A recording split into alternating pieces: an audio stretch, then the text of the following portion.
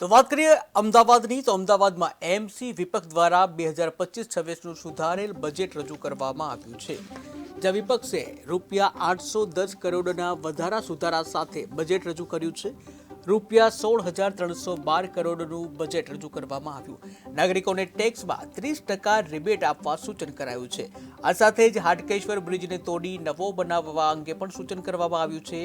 Contractor પ્રથા દૂર કરી કર્મચારીઓને કાયમી નિમણૂક કરવાનું સૂચન કરાયું છે.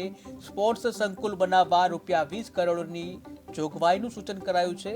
રિવરફ્રન્ટ પર લાઇબ્રેરી શરૂ કરવા 25 કરોડનું સૂચન. આ સાથે જ 100% સ્ટ્રોમ વોટર લાઇન નાખવા રૂપિયા 100 કરોડની જોગવાઈ કરી.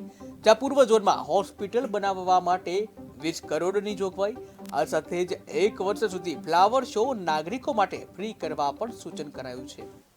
સુધારો રજૂ કરવામાં આવ્યું, જેમાં 801 કરોડના સુધારા કોંગ્રેસ પક્ષ દ્વારા રજૂ કરવામાં આવ્યા હતા. ભારતીય જનતા પાર્ટી દ્વારા દર વર્ષે મોટા વાયદાઓ કરવામાં આવ્યા છે, પરંતુ એ પૂરતા વાયદાઓ ક્યારે પૂરા નથી થયા. આ વર્ષે અમદાવાદ મ્યુનિસિપલ કોર્પોરેશનને 75મો વર્ષ લાગ્યું છે, પરંતુ ભારતીય જનતા પાર્ટીએ ડાયમંડ જુબલી ભૂલી ગઈ અને બજેટમાં કોઈ પણ પ્રકારની લાભ અમદાવાદ શહેરની જનતાને નથી આપ્યો. કોંગ્રેસ પક્ષે મુકાયેલા મુખ્ય સુધારામાં હું વાત કરું તો આ વર્ષે 75મા વર્ષ અમદાવાદ મ્યુનિસિપલ કોર્પોરેશનને થયું છે. તો અમદાવાદ શહેરની પ્રજા માટે પ્રોપર્ટી ટેક્સમાં 30%ની રાહત આપવી જોઈએ.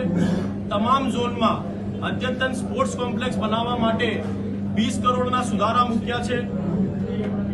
ડાયમંડ જુબલી બજેટના ઉજવણી નિમિત્તે કાંકરિયા લેક ફ્રન્ટ, તમામ મનોરંજન સ્થળ, અટલ બ્રિજ અને આગામી વર્ષમાં યોજનાર ફ્લાવર શો 1 વર્ષ માટે તમામ નગરજનો માટે પ્રવેશ નિઃશુલ્ક રાખવા માટે એક પોલિસી બનાવવા માટે વિનંતી કરી છે.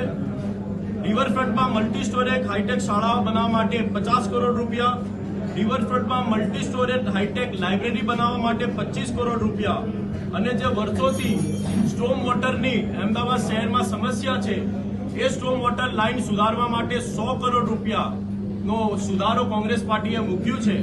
અને સૌથી મોટી વાત, એક ભ્રષ્ટાચારી હાટકેશ્વર બ્રિજ જે 3 વર્ષમાં જ બંધ કરી દેવામાં આવ્યું, અત્યાર સુધી ભારતીય જનતા પાર્ટી એનો નિકાલ નથી કરી.